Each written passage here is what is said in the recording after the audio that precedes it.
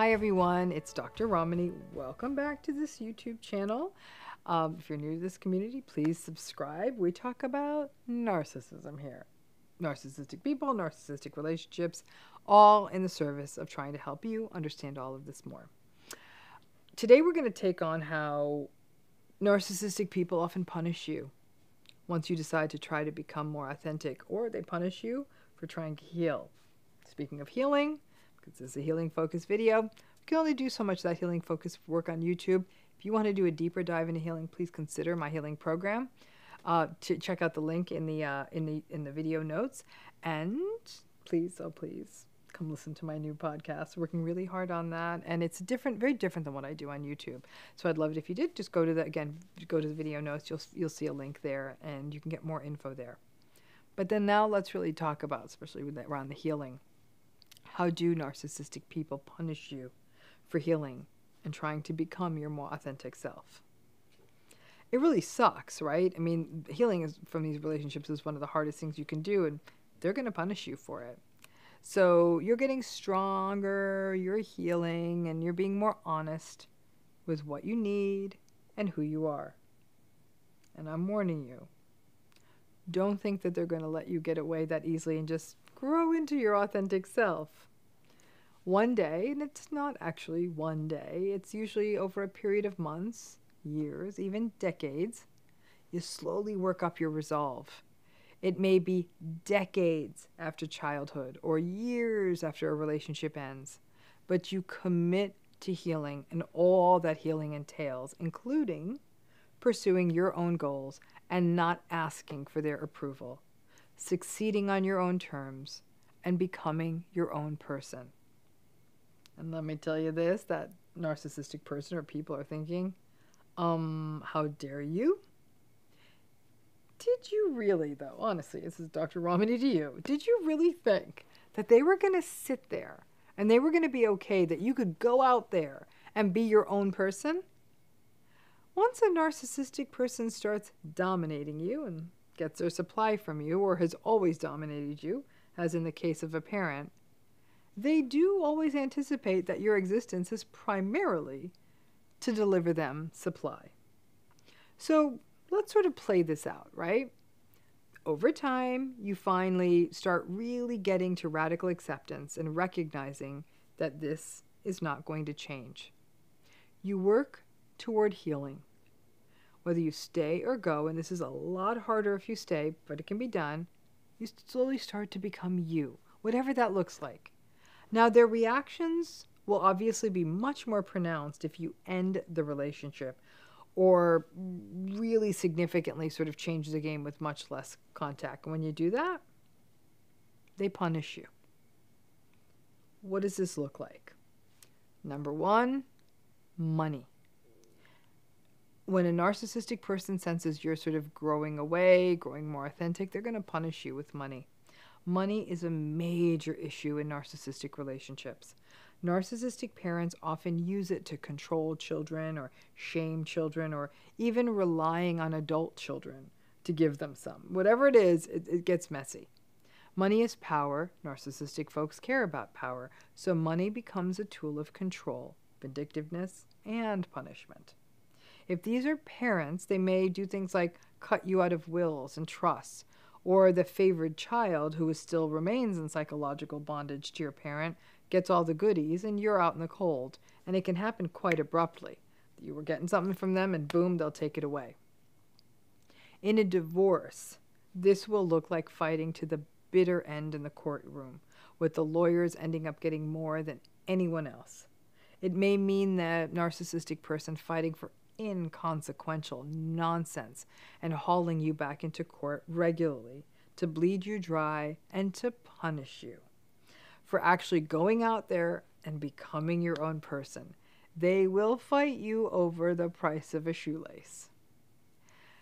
Number two, they may just withhold their love and their regard, or just face you down with passive aggression and cold indifference. Sometimes it is as simple as that cold indifference, right? It's not as though these relationships were a hug fest to begin with. But now, as you decide to grow out and become your own person, it becomes absolute coldness. Sort of think Logan Roy on Succession and his capacity to talk to everyone else in the room and ice his own child out of a given conversation. That kind of play, right? They withhold love, and if it is a parent, they use this withholding tool repeatedly since your childhood. So every time you attempted to individuate as a child or an adolescent, that parent would punish you. They would distance themselves. They were doing it to punish you. And it works with young children who merely want nothing more than to be cherished by a parent. So the child kind of gives up on individuation and their own needs, and they remain ensconced in the parent's sort of toxic experience of reality. So at least if you go along with them, the parent doesn't any longer punish you with passive-aggressive stonewalling kind of BS. Now that can happen in other relationships too. You finally hold your ground in an intimate relationship, and you're met with the passive-aggressive silent treatment, which really makes life a tense nightmare.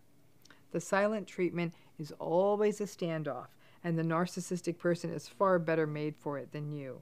So many times the other person breaks, the healthier person breaks, and that may sometimes look like you not doing what you needed or wanted for yourself and giving in to what the narcissistic person wants. For narcissistic folks, love is a transaction, and it's turned on and off to get what they need. If you need is not aligned with what they need, then no love for you. Number 3 thing they'll do if you're growing out of them is a smear campaign. This is the leveling up from the cold indifference, and this is a more active play where they will punish you for your autonomy and your self-care by talking smack about you to anyone who will listen.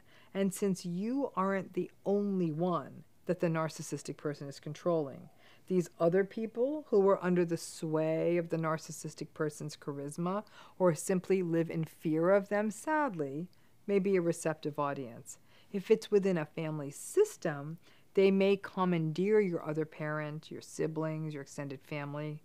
There is too much fear people have about going against the narcissist. The fact that you're even trying to channel your authentic self and split away from it speaks volumes about your courage. And these other people falling for the smear campaign actually puts them in the narcissistic person's good graces, which can feel safe for them at a primal level. It can be devastating to see family members who you thought had your back not have your back. When the army of flying monkeys comes at you, the punishment quickly turns into grief for you. When you recognize that the bargain is either you have to give up on yourself and forever be a pawn in the narcissistic person's life, or break free and potentially lose everyone. These feel like impossible choices. If this is a relationship situation, and perhaps you finally want out of the relationship, or even if you stay in it but you're finding more of your voice, a narcissistic co-parent, for example, may speak badly about you to your children. It may be subtle, or it may be awful, but I can tell you this, it's confusing as hell for your children. If the children are older, puberty and into adolescence, they may actually be quite vulnerable to this dialogue, and you might find yourself on the receiving side of not only the narcissistic partner or co-parent's antagonism, but the diffidence and the coldness of your children, especially if your narcissistic co-parent is speaking badly about you to them, but you are holding your tongue and not speaking badly about the other parent. The children are getting a one-sided story. And then, if that narcissistic co-parent decides to sweeten the pot with money, cars, or other goodies, it's a tough battle. It really comes down to how manipulable your children are. The more ego-injured the narcissist is as a relationship, as you distance from a relationship, the more they will do this. And it's a continuum, ranging from passive-aggressive mockery, like, oh, hey, look, your mom thinks she's a big shot now. She's tired of taking care of you, so she's moving on to better stuff, which is painful enough. But it can be all the way to spreading frank and slanderous lies to your children and others. To say that this is devastating when it happens is understating it. This behavior can result in permanent estrangement, severe psychological issues for the child, bottomless grief for you as a parent, and the catch-22 of never being able to win. Because frankly, unless you forever stay as the narcissistic person's psychological prisoner with them calling the shots, this remains out there as a possible threat that they'll tell the kids bad things about you as soon as you actually attempt to start taking back yourself, being your own person. Number 4 thing that happens is that they continue to send you awful text messages, emails, and DMs. And I have to say, and this probably could be its own video, but what the hell is it with antagonistic and narcissistic people and their mean emails and messages? I mean, I certainly get them, and because of what I do, and it dawns on me that this person had to take time out of their day to spew this poison at me, someone they don't know, time out of their day, with little regard for how inappropriate it is, how entitled, and how toxic.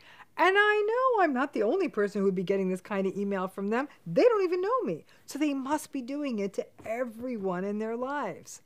So right there, I'm talking about strangers, but this is so much worse if this is actually someone in your life.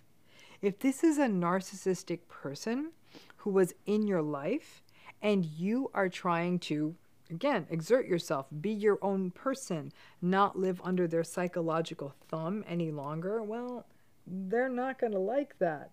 So each time you set a boundary, whether big or small, you can expect a litany of insane and dysregulated texts and emails. As long as a narcissistic person is being vindictive and angry, they do not run out of steam. They just keep writing and writing and writing. Word salad, words designed to cut you to the quick, critical words, kind of just dysregulated words, and they feel entitled to keep filling your inbox with this BS. It is exhausting, especially if your only crime was living your life and not doing everything the way that it works for them. But I gotta tell you, opening up that inbox or looking at the notification on your phone and seeing their name is literally enough to leave you feeling sick. They do tend to lose steam with time, but sometimes I do hear cases of people who keep it going for decades. That's more rare, but it absolutely can go on for years. The longer you go no contact, the more likely this will end because it's simply unrewarding for them, though some of them may escalate to creepier and more concerning stalking behaviors. And let's say for some reason your name comes up in their lives, unbeknownst to you, maybe even years down the road. Once again, they feel entitled to fill your inbox with their poison. Now, blocking and spam filters can all be useful, but they're not always viable, for example, if this is a co-parent or someone else where communication may still be required. This is where having the courts mandate the use of an app like Talking Parents can help. And I also know that some people want those messages to come in case they need them to get more legal protections. And speaking of which, number 5 is the legal issues that come up. So in the most extreme cases, when you are finally individuating, the narcissist may actually come after you legally.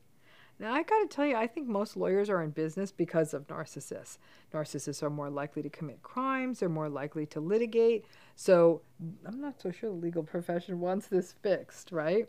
But narcissistic people love hiring attorneys to do their bidding, to write angry letters, to tell you owe them money, or that you defamed them, or that their dream is something you mind read their dream in the middle of the night, and now it's their dream is their intellectual property, like that kind of stuff. If you spend enough money on lawyers, they can bury people in paper and rage. It's one more example of how messed up our systems are. They're very narcissist rewarding. But that said, whether this was family, business, friendship, or even just a intimate relationship, it happens sometimes that you start getting scary letters on thick lawyerly letterhead or scary emails, and then you also face the unattractive prospect of now having to pay your own attorney. The legal profession gets to make money on both sides of this transaction, and you need that to defend you from this nonsense, right? If you even made a passing suggestion to a narcissist, like, oh, you're sitting there 5 years ago saying, hey, someday we should do a business together while you're drinking a beer with them, and then you go out on your own and maybe start an unrelated business years later, nothing to do with the conversation, they may still threaten you. If your family gifted you money to get a car and you start becoming more authentic, more in yourself, they will describe it as a loan and expect payback with an extortionate interest rate. If a narcissistic person once lived in your house and they weren't on the title, but maybe they painted it once and you weren't married, they will still expect a stake in the property if the relationship ends. Well, usually a lot of these frivolous lawsuits they file go nowhere because they don't have the documentation or they don't have a case. But it can make your life miserable as you wait for it to all get sorted out, and you're still going to be out the legal fees. Healing is an act of defiance when it comes to narcissistic abuse. It shouldn't be. But when it comes to finding your authentic self and voice, separate from the narcissistic relationship and exerting you, even in the simplest way, sadly, with most narcissistic folks, their vengeance is swift. Thanks again.